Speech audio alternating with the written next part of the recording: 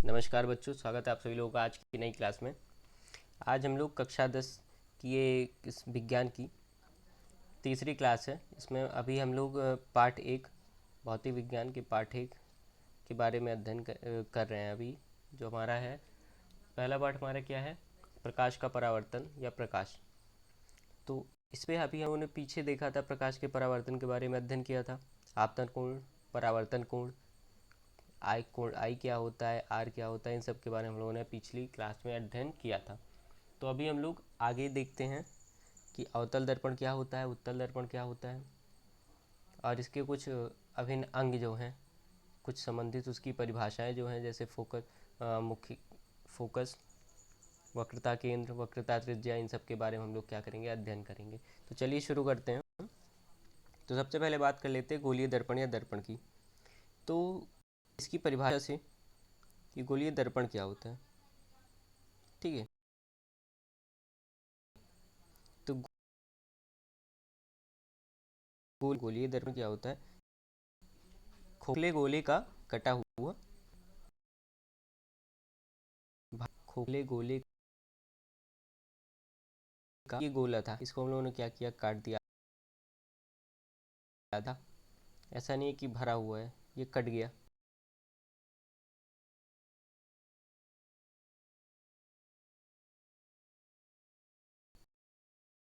तो ये पेंट कर दो। तो ये अब इसमें परावर्तन बाहर की ओर से पेंट लगा है, तो परावर्तन पृष्ठ क्या होगा, अंदर होगा।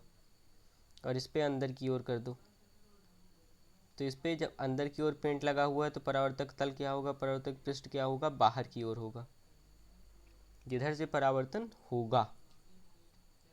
ठीक। तो इसको, ये हमारा हो जाएगा, ये आधा जो खोखला गोला होगा ये हमारा हो जाएगा अवतल दर्पण। ठीक। और ये आधा जो गोला होगा ये हो जाएगा हमारा उत्तल दर्पण। ठीक है। तो गोलीय दर्पण क्या होता है, खोखले गोले का कटा हुआ भाग होता है। ठीक। अब बात करते हैं अवतल दर्पण और उत्तल दर्पण की परिभाषा के बारे में। तो इस प्रकार के दर्पण में तल पर जो तल पर कलई या लाल ऑक्साइड या पेंट लगा देते हैं, तथा परावर्तक तल दबे हुए पृष्ठ पर होता है। तो भैया दबे हुए पृष्ठ पर होता है। अभी हम लोगों ने क्या चित्र बनाया था, ये बाहर की ओर इसको पेंट या कलई कर दी गई, परावर्तक तल किधर हो रहा है, दबे हुए पृष्ठ पर हो रहा है। तो ये हमारा क्या हो गया, उत्तल दर्पण, सॉरी माफ़ करना, अवतल दर्पण हो गया। अब इसकी जगह हम लोग बात करते हैं उत्तल दर्पण की।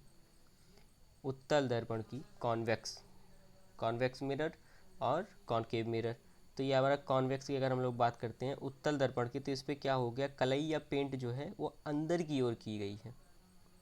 कलई या पेंट जो है वो क्या, लाल ऑक्साइड उस पर अगर लगाया गया तो किधर लगाया गया, अंदर की ओर, और परावर्तक पृष्ठ किधर है, बाहर की ओर है इसका। तो इसमें परावर्तन क्या होता है, उभरे हुए भाग से होता है। तो ये हमारा हो गया उत्तल दर्पण। क्या हो गया हमारा भैया, उत्तल दर्पण। ठीक है। अब हम लोग इसकी परिभाषा और भाषा थोड़ा देख लेते हैं, क्या है उत्तल दर्पण की परिभाषा है। तो ये रहा हमारा उत्तल दर्पण की परिभाषा, ये आप देख रहे होंगे यहाँ पे, ये हमारा है अवतल दर्पण और ये हमारा उत्तल दर्पण है। ठीक है। आगे चलते हैं उत्तल दर्पण की परिभाषा से। इस प्रकार के दर्पण में कलई अथवा पेंट दबे हुए पृष्ठ पर करते हैं तथा परावर्तन उभरे पृष्ठ से होता है, जो कि हम लोगों ने अभी देखा था। इसमें क्या हुआ, दबे पृष्ठ पर कलई कर दी गई, दबे पृष्ठ पर कलई कर दी गई, और परावर्तन कहाँ से हो रहा है, उभरे हुए पृष्ठ से हो रहा है। और अवतल दर्पण में वही चीज़ क्या हुआ, उभरे हुए पृष्ठ पर कलई कर दी गई और परावर्तन दबे हुए पृष्ठ से हो रहा है। ठीक। ठीक है भैया, आगे चलो। अब क्या है, अवतल दर्पण। अब गोलीय दर्पण की हम लोग अवतल और उत्तल दोनों की कुछ इसके जो अभिन्न अंग हैं उनसे संबंधित कुछ परिभाषाओं की बात कर लेते हैं। तो सबसे पहले कि ध्रुव क्या होता है, सबसे पहले बात करेंगे हम लोग कि ध्रुव क्या होता है। तो दर्पण के परावर्तन तल के मध्य बिंदु को क्या कहते हैं, ध्रुव कहते हैं। दर्पण के परावर्तक तल के मध्य बिंदु को, तो ये मान लिया हमारा दर्पण है। परावर्तक तल मतलब जिधर से परावर्तन हो रहा है, इधर से होगा ना। इसका जो मध्य बिंदु होगा ये हमारा है ध्रुव, जिसको हम लोग इंग्लिश में कहते हैं पोल। ठीक, ये हमारा हो गया ध्रुव, पोल। ठीक है, समझ में आ रहा है। दर्पण के परावर्तक तल के मध्य बिंदु को ध्रुव कहते हैं। क्लियर हो रहा है भैया? चलो आगे चलते हैं, बात करते हैं वक्रता केंद्र की। ठीक है, तो गोलीय दर्पण दर्पण जिस खोखले गोले का कटा हुआ भाग होता है उससे के केंद्र को, उसके केंद्र को क्या कहते हैं? गोलीय दर्पण जिस खोखले गोले का कटा हुआ भाग होता है उसके केंद्र को गोलीय दर्पण का वक्रता केंद्र कहते हैं। ठीक है, उस केंद्र को गोलीय दर्पण का क्या कहते हैं? वक्रता केंद्र कहते हैं। क्लियर हो रहा है भैया? यही तो होगा इसका केंद्र, और इसी केंद्र को हम लोग बोलेंगे वक्रता केंद्र। अभी इसको आप अगर हटा देंगे तो यही बचेगा, तो ये हमारा सी हो गया, वक्रता केंद्र हो गया। ठीक, अब आगे चलते हैं, बात करते हैं वक्रता त्रिज्या की। तो अब वक्रता त्रिज्या क्या होती है? तो गोलीय दर्पण जिस खोखले गोले का कटा हुआ भाग होता है, जिस खोखले गोले का कटा हुआ भाग होता है उसकी, उस खोखले गोले की त्रिज्या को गोलीय दर्पण की वक्रता त्रिज्या कहते हैं। तो इसकी त्रिज्या क्या होगा? यही तो इसकी त्रिज्या होगी, और ये हमारा था मुख्य वक्रता केंद्र, और ये हमारा P था। तो हम कह सकते हैं कि P से C के बीच की दूरी को वक्रता त्रिज्या कहते हैं, या गोलीय दर्पण जिस खोखले गोले का कटा हुआ भाग होता है उसकी त्रिज्या को वक्रता त्रिज्या कहते हैं। ठीक है, क्लियर हुआ भैया? अब बात करते हैं मुख्य अक्ष की। मुख्य अक्ष क्या होता है? तो गोलीय दर्पण के ध्रुव तथा वक्रता केंद्र से होकर जाने वाली सरल रेखा को मुख्य अक्ष कहते हैं। ठीक है, तो अभी हम लोग क्या करो, पहले दर्पण बना लो अवतल। ठीक है, अब क्या हुआ? गोलीय दर्पण के ध्रुव से, ध्रुव क्या है? P है। P से, P तथा वक्रता केंद्र C से होकर जो रेखा गुजरती है उसको क्या कहते हैं? मुख्य अक्ष कहते हैं भैया। क्या कहते हैं? मुख्य अक्ष कहते हैं। ठीक है, ये हमारा मुख्य अक्ष हो गया। क्लियर हो रहा है? P और C से होकर जो रेखा गुजरती है उसे क्या कहते हैं? मुख्य अक्ष कहते हैं, या वक्रता केंद्र और ध्रुव से होकर गुजरने वाली सरल रेखा को मुख्य अक्ष कहते हैं। ठीक, अब बात करते हैं मुख्य फोकस की। भैया मुख्य फोकस क्या होता है? ठीक है, मुख्य फोकस तो गोलीय दर्पण पर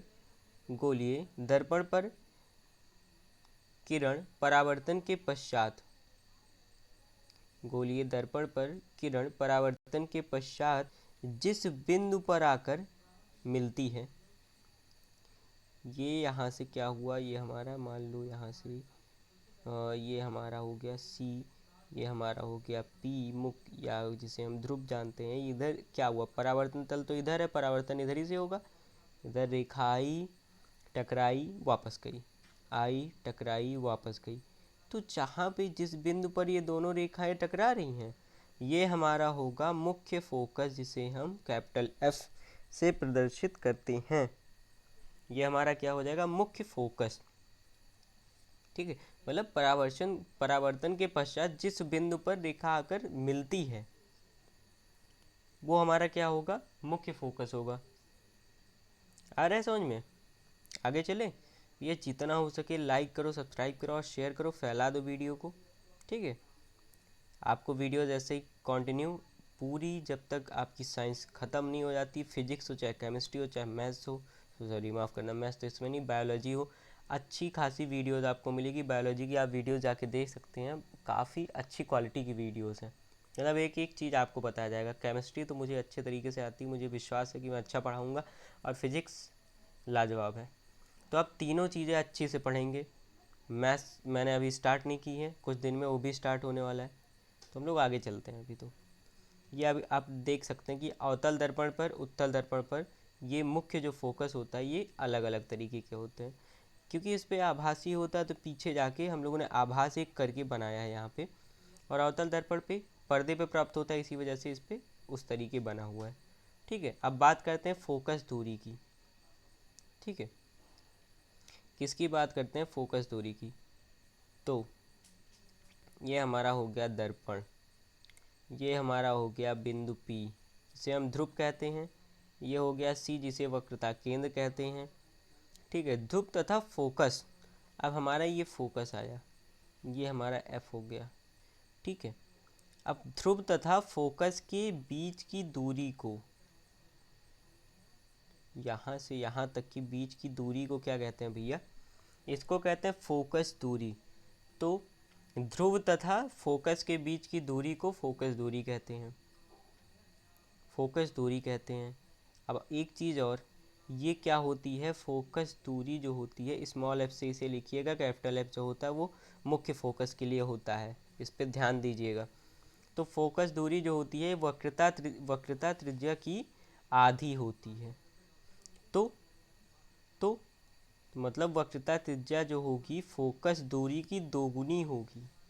ये चीज़ आपको हेल्प करेगी, बहुत ज़्यादा हेल्प करेगी जब आप सवाल लगाएंगे, क्वेश्चंस लगाएंगे, न्यूमेरिकल्स लगाएंगे इसके, तब आपको यहाँ पे ये नोट कर लीजिएगा। मैंने शायद मिस कर दिया इसमें कि ये आधी होती है वक्रता त्रिज्या की, और वक्रता त्रिज्या जो होती है ये क्या, ये बराबर होती है फोकस की दोगुनी की। ठीक है, तो ये चीज़ आप नोट कर लीजिएगा, अच्छे से नोट कर लीजिएगा। इन दोनों की ज़रूरत हमें अच्छी खासी पढ़ने वाली, और कई चीज़ों की ज़रूरत पड़ेगी, वो हम लोग आगे देखेंगे। जो भी मिलता है नोट करते चलिए। अब हम लोग किसकी बात करेंगे? अब हम लोग बात करने वाले फोकस तल के बारे में। किसके बारे में भैया? फोकस तल के बारे में। तो सबसे पहले फोकस तल की हम लोग परिभाषा देख लेते हैं।